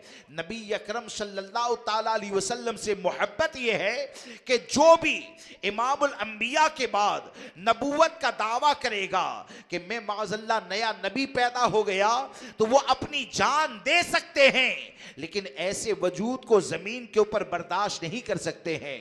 तो आप मुझे बताएं, क्या उनके सामने परेशानियां नहीं थी? क्या उनके सामने मुश्किलें नहीं थी? क्या उनके सामने ज़मीन जायदाद के मामलात नहीं थे? ये तमाम मामलात थे, लेकिन उन्होंने ये बता दिया कि हमारी जिंदगी का बुनियादी जो मकसद होता है वो मकसद यही है जिसकी तर्जुमानी इमाम अहमद रजा ने फरमाई कि उन्हें जाना, उन्हें माना, न रखा गैर से काम, लिल्लाहिल हम्द में दुनिया से मुसलमान गया। नारे तकबीर, नारे रिसालत, मसलके आला हजरत, इश्क मोहब्बत, इश्क मोहब्बत, जमात रज़ाए मुस्तफ़ा, जमात रज़ाए मुस्तफ़ा, नारे तकबीर, नारे रिसालत। तो सिद्दीक अकबर रज़ियल्लाहु तबारक व तआला के फैसले का तसव्वुर दिल के अंदर पैदा करें, और सिद्दीक अकबर का जो फैसला है वो हमको ये बताता है कि गुस्ताखों के साथ गले मिलने से कामयाबी नहीं मिलती है, बदमज़हबों के साथ इत्तेहाद करने से कामयाबी नहीं मिलती है, गुस्ताखों के साथ स्टेज के ऊपर जमा हो जाने से कामयाबी नहीं मिलती है। कामयाबी देने वाली ज़ात ये अल्लाह तबारक व तआला की है। और अगर तुम कामयाब होना चाहते हो, तुम गलबा हासिल करना चाहते हो, अगर तुम इज्जतो वकार को हासिल करना चाहते हो तो अगरचे मुख्तसर हो, सबसे कटकर यही कहो कि नबी से जो हो बेगाना उसे दिल से जुदा कर दे, पिदर मादर बिरादर मालो जा सब उन पर फिदा कर दे। अगर ये जज्बा तुम्हारे दिल के अंदर पैदा हो जाएगा, तुम्हारा दीन सलामत होगा, तुम्हारा ईमान सलामत होगा, तुम्हारा अकीदा सलामत होगा। और ये अगर सलामत हो गया तो आज मर जाओ, चाहे 50 साल के बाद मरो, चाहे 100 साल के बाद मरो, अगर इस दीन के साथ अगर अभी रूह कब्ज हो जाए तो कुर्सी पर बैठकर मरना मुझे नुकसान नहीं कर सकता है। इस दीन पर कायम रहते हुए अगर 50 साल के बाद इंतकाल हो जाए तो 50 साल के बाद मरना नुकसान नहीं करेगा। हकीकत यह है कि इस्लाम और सुन्नियत के साथ जिंदा रहो, और इस्लाम और सुन्नियत के साथ जब दुनिया से रुखसत हो जाओगे तो वो रुखसती में मजा वो होगा कि वो अंधेरे में रोशनी ऐसे होगी कि वहां जाकर तुम्हारा दिल ये कहेगा कि खाक होकर इश्क में आराम से सोना मिला, जान की अक्सीर है उल्फत रसूलुल्लाह। इसलिए इधर उधर की बात मत करो, फला मौलाना ये करता है, हा? फला ये करता है। अरे जितने भी करने वाले हैं गालमेल, वो सबको एक पल्ले में रखो और एक तरफ सिद्दीक़ अकबर की अजमत का तसव्वुर करो। इन सबको एक पल्ले में रखो, इन सबको हम ठुकरा सकते हैं। ऐसे जो भी गालमेल करने वाले मौलवी है, हम उनका बाइकाट कर सकते हैं, हम उनसे दूर हो सकते हैं, लेकिन सिद्दीक़ अकबर के फैसले को सीने ही से लगाना है। अगर सिद्दीक़ अकबर के फैसले को सीने से लगा कर रखा तो अल्लाह तबारक व तआला तुम्हें इज्जत व वक़ार अता फरमाएगा। तो ये ज़िक्र शेखैन का असल मकसद होता है। और दूसरी बात ये कि फारूक आज़म रज़ी अल्लाह तबारक व तआला का जिक्र आया, आपकी बात आई, तो एक और बात अर्ज कर दूं कि देखिए सरकार सैयदना फारूक आज़म रज़ी अल्लाह तबारक व तआला, इनकी ज़िंदगी तो बेशुमार फ़ैसले, बेशुमार मामलात है। बल्कि मैंने जहाँ तक पढ़ा कि आजकल दुनिया की कोर्टों में हम अदालत नहीं कहते हैं, हाँ, अदालत तो इस्लाम के साथ ही हुआ करती है। दुनिया की कोर्टों में अगर आपको कुछ खूबियाँ नज़र आए ना किसी फ़ैसले में, अगर कुछ खूबियाँ आपको नज़र आए तो उस खूबी में सरकार फारूक आज़म के फ़ैसले की रोशनी ज़रूर होगी। हाँ, यानी सरकार फारूक आज़म का निज़ाम हुकूमत वो था। अब आप देखें कि हम सब गुमराहियत से बचना चाहते हैं कि नहीं? अरे बोलिए, हम सब चाहते हैं ना गुमराहियत से बचें। अच्छा, गुमराहियत से बचेंगे कैसे? मैं अपने जहन से बचूंगा या बुजुर्गों के फैसले से बचूंगा? अरे बोलिए, मेरी बात सर के ऊपर से तो नहीं जा रही है ना। गुमराहियत से कैसे बचेंगे? गुमराहियत से बचने का तरीक़ा हमको नबी अकरम सल्लल्लाहु ताला अलैहि वसल्लम ने अता फरमाया, जमात सहाबा ने अता फरमाया, औलिया किराम की जमात ने अता फरमाया। इनके सदक़े में ईमान मिला और इन लोगों के ज़रिए ईमान मिला तो साथ में ईमान की हिफाजत का सामान भी इन्होंने अता फरमाया। अब कोई ये सोचता है कि नहीं, मैं तो नया रास्ता बनाऊंगा। फारूक आज़म को जिस राह के अंदर गुमराहियत नज़र आई, कोई पागल ये कहे कि नहीं मुझे तो उसमें हिदायत नज़र आ रही है, तो आप मुझे बताएं, ऐसे को अक्लमंद कहा जाएगा या बेवकूफ़ कहा जाएगा? क्या ऐसे को गले लगाया जाएगा या छोड़ दिया जाएगा? आप याद करें, इमाम अहले सुन्नत ने इस चीज़ को लिखा है कि हज़रत सरकार सैयदना फारूक आज़म रज़ी अल्लाह तबारक व तआला के दौर में इसको अपने दिल में जगा दें, इसको अपने दिल के अंदर जगा दें कि हज़रत फारूक आज़म के दौर में एक शख्स था जिसका नाम सुबैक था। और सुबैक के बारे में यह था कि वो आयत मुतशाबिहात के बारे में बहस किया करता था। यकीनी नहीं था कि यह बदमज़हब है, शक था, शुकूको शुबहात थे। तो सिर्फ शक की बुनियाद पर फारूक आज़म ने कदम क्या उठाया पता है? उसके खिलाफ फारूक आज़म ने कदम ये उठाया कि उसको सज़ा दी, तौबा करवाई। क्या करवाई? उसको सजा दी और सजा देकर तौबा करवाई, और तौबा करवा के आजाद नहीं छोड़ दिया, तौबा करवा के आजाद नहीं छोड़ दिया, बल्कि तौबा करवाने के बाद वो हजरत अबू मूसा अशअरी रज़ी अल्लाह तबारक व तआला के इलाके में रहता था। तो फारूक आज़म ने हजरत अबू मूसा अशअरी को ख़त लिखा कि तमाम मुसलमानों को कहो कि सुबेग का बाइकाट करें। क्या करें? सुबेग का बाइकाट करें। अब आप सोचिए कि आज का जाहिल ये कहता है कि अरे भाई क्या हम मिलेंगे तो गुमराह हो जाएंगे, क्या हमको इतना कमजोर समझाए? आप जरा सोचो कि एक पैदा हुआ, कितने? पूरी जमात पैदा नहीं हुई, पूरी जमात ने मिलकर मस्जिद नहीं बना ली, लोगों के दरमियान जाकर ऐलान या बोल नहीं सकते थे। फारूक आजम का दुर्रा चला करता था। एक आदमी के बारे में शुबहात हुए, तौबा करवाने के बाद आज तो क्या होता है, 10 बजे दुल्हा देवबंदी आया, हाँ, और 11 बजे निकाह है, तो निकाह करने के लिए मौलाना अब तो निकाह आपको पढ़ाना ही पड़ेगा। क्यों? बोले कि ये तौबा करने के लिए तैयार है। तो तौबा करने के लिए तैयार है तो तौबा का असर भी तो देखना पड़ेगा। यानी 10 बजे तौबा की, 11 बजे निकाह हो गया, ये कौन सा तरीका है? तौबा अगर गुमराहियत से, बदमज़हबी से करता है तो उस तौबा का असर देखना ये भी फिक्र इमाम अहमद रजा है, जो तुम्हारे दीन की हिफाजत के लिए, तुम्हारे अकीदे की हिफाजत के लिए। अब आप सोचें कि फारूक आजम ने जिसको बाइकाट के लिए कहा, तो बाइकाट कैसा होता था पता है? 100 लोग अगर एक जगह पर बैठे हो और उनके दरमियान अगर सुबेग आ जाए तो 100 के 100 लोग उठकर अपने घरों को चले जाते। यानी कोई ऐसा भी नहीं पूछता कि सुबह खाना खाया, कैसे हो, अच्छे हो, कोई सवाल नहीं होता था। वो 100 के 100 अपने घरों पे चले जाते थे। अब आप सोचें, वो जो घर पर जाने वाले हैं वो कैसे फजीलत वाले? या तो सहाबाए किराम होंगे या ताबईन होंगे, यही होंगे ना। या तो सहाबाए किराम की जमात होगी या ताबईन की जमात होगी। अब इस जमात की फजीलत क्या है? हा? इस जमात की फजीलत क्या है? ये फजीलत होने के बावजूद भी उन्होंने ये नहीं सोचा कि हम तो गुमराह हो ही नहीं सकते हैं, फारूक आजम ने क्या फैसला किया।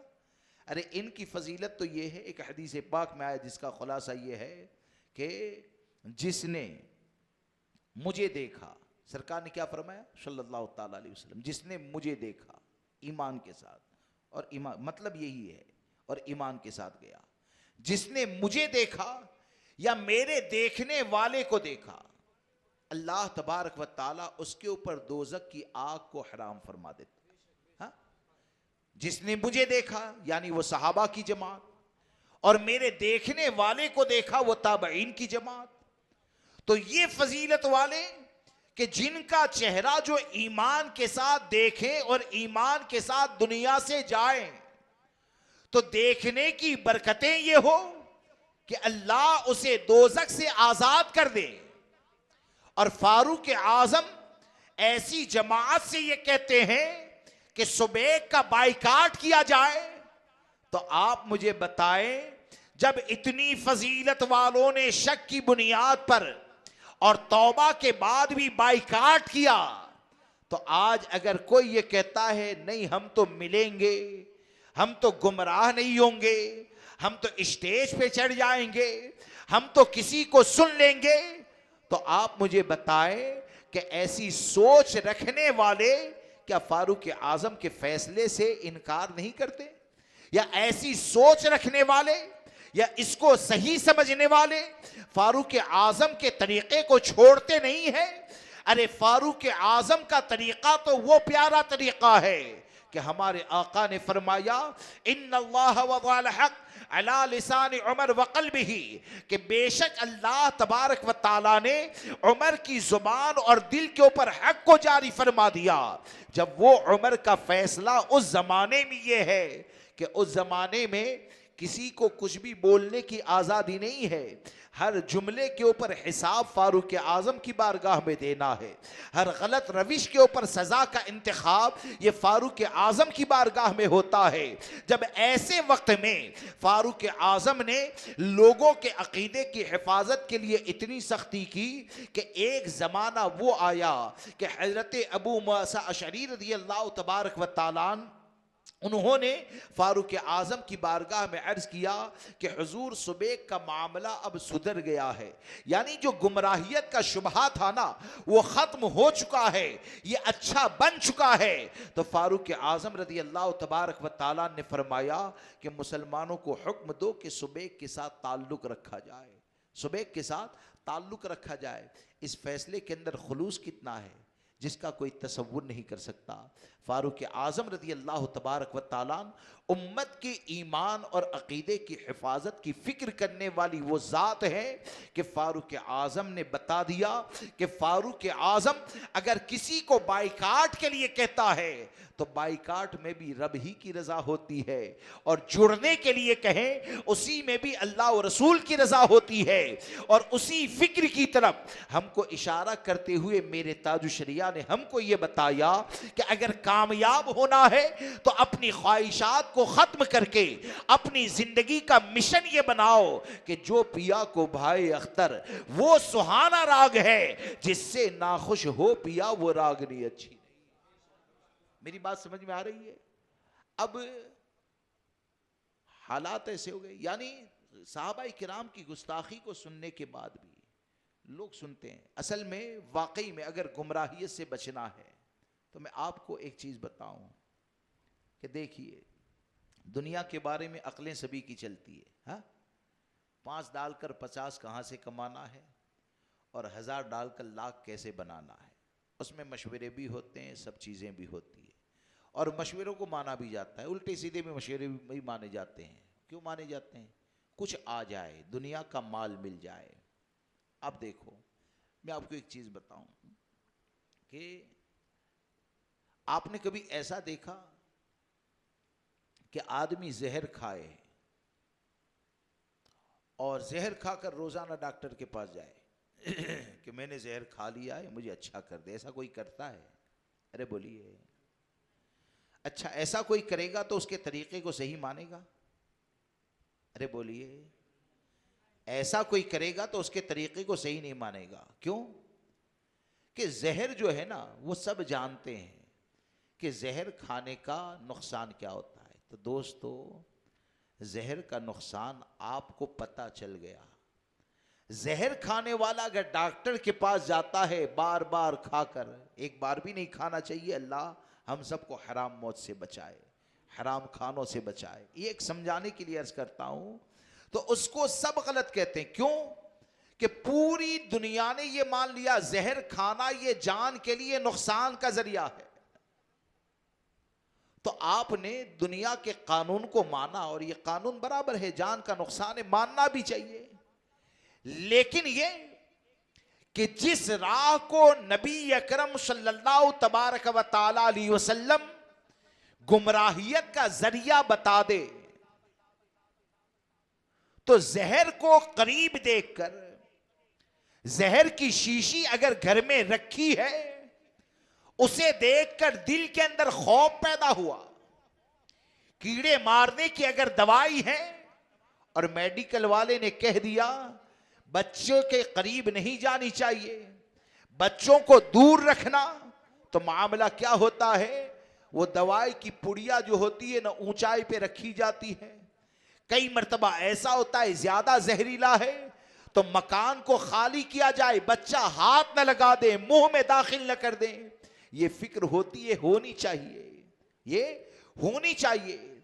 लेकिन आप जरा सोचें कि एक जहर की पुड़िया तुम्हारे घर के अंदर देखकर तुमको अपने नस्ल की जान की जो फिक्र पैदा हो गई, अपने जान की जो फिक्र पैदा हो गई, क्या कभी देवबंदी को घर में देखकर तुमको अपने ईमान की फिक्र पैदा होती है?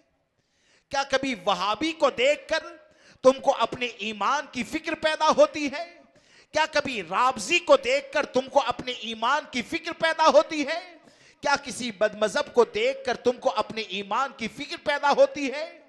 ईमान का तकाजा यह है कि जहर को देखकर जो तुम्हारे दिल के अंदर डर पैदा हुआ ना, उससे हजारों गुना ज्यादा डर जो है वो एक वहाबी राबजी बदमजहब को घर में देखकर होना चाहिए। क्यों कि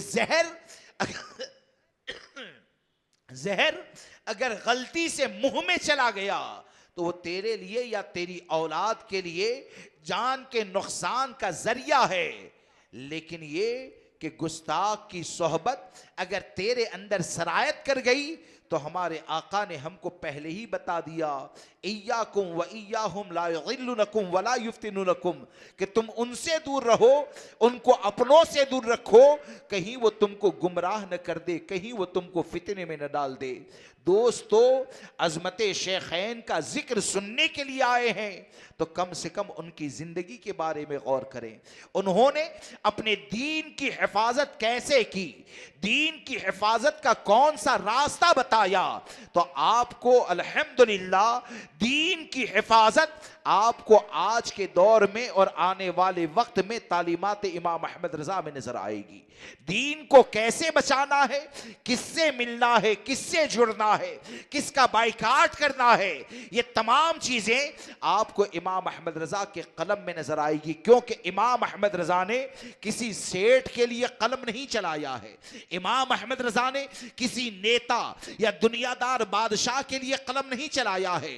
इमाम अहमद रजा ने गुर्बत को बर्दाश्त किया, लोगों की गालियों को बर्दाश्त किया, लेकिन इमाम अहमद रजा ने कलम चलाया तो इसीलिए चलाया कि करूं मदह अहले दुवल रजा, पड़े इस बला में मेरी बला, मैं गदा हूं अपने करीम का, मेरा दीन पा रहे ना नहीं। सुभान अल्लाह। नारे तकबीर, नारे रिसालत, मसलके आला हजरत, बस्ती बस्ती करिया करिया, इश्क मोहब्बत इश्क मोहब्बत, जमात रजाए मुस्तफ़ा, नारे तकबीर, नारे रिसालत। अब मेरी बात समझ गए हो तो ये आखिरी खुलासा, यानी समझाने के लिए गुमराहियत से जो बचने का रास्ता है,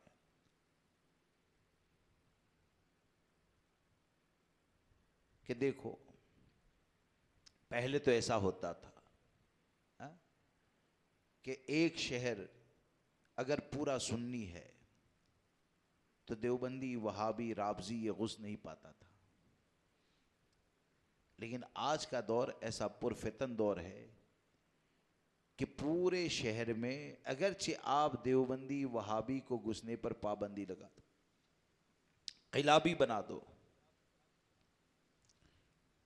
लेकिन यह कि कोई गुस्ताख आपके शहर में घुस ही न पाए, ऐसा हो ही नहीं सकता है। वो मोबाइल के जरिए घुसता है। किसके जरिए? मोबाइल के जरिए आ जाता है। अगर आपने सोचा कि इस मोहल्ले के अंदर कोई राबजी आना ही नहीं चाहिए, तो क्या आप बेफिक्र होकर सो जाएंगे? क्या आप बेफिक्र होकर अपने बच्चों को मोबाइल हवाले कर देंगे? आप जरा बताएं कि जितने भी एंड्रॉइड मोबाइल रखने वाले हैं, मेरा गुमान ये है, मेरा गुमान ये है, आप लोग यूज करते हैं, बताएं कि जितने भी एंड्रॉइड मोबाइल रखने वाले हैं ना, ऐसे उंगली घुमाएंगे, अमीर माविया के बारे में क्या कह दिया, इमाम हुसैन के बारे में क्या कह दिया, फलां के बारे में क्या कह दिया। शायद कुछ लोग ऐसे होंगे कि एंड्रॉइड मोबाइल यूज करने के बाद जो वीडियो देखने के आदी है ना, शायद ही कुछ लोग ऐसे मिल जाए कि जिन्होंने कभी किसी बदमजहब को नहीं सुना हो। मैं गलत कह रहा हूं हजरत? शायद ही कोई ऐसा मिले कि जिसने कभी देवबंदी को 1 मिनट के लिए भी ना सुना हो, राबजी को 1 मिनट के लिए भी ना सुना हो, बुजुर्गों के खिलाफ बोलने वाले को 1 मिनट के लिए भी ना सुना हो। तकरीबन लोग कुछ न कुछ सुनते हैं। अब ये जो सुनना है ना, तो ये सुनने की हिम्मत हमारे दिल के अंदर आई कहां से? क्या ये सुनना तुम्हारे दीन की हिफाजत करेगा? क्या ये सुनना तुम्हारे अकीदे की हिफाजत करेगा? क्या ये सुनना तुमको फिक्र इमाम अहमद रजा का वफादार बनाएगा?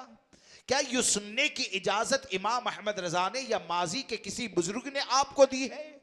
तो आपको ये नजर आएगा कि हजरत इमाम मोहम्मद बिन सिरीन रहमतुल्लाहि ताला अलैह जैसे अकाबिर औलिया किराम जिनका शुमार ताबईन में होता है, वो बदमजहब से कुरान सुनने में डरते थे। और आप एक बदमजहब से जिस जुबान को समझते हो उस जुबान को सुनने में अगर तुम्हारे दिल के अंदर खौफ नहीं पैदा होता है, तो आप मुझे बताएं कि इमाम अहमद रजा ने तो ईमान की हिफाजत का जो किला बनाया, तो इमाम अहमद रजा की तालीम यह है कि बदमजहब की तहरीर पढ़ना यह हराम है, बदमजहब को सुनना यह नाजायज व हराम है।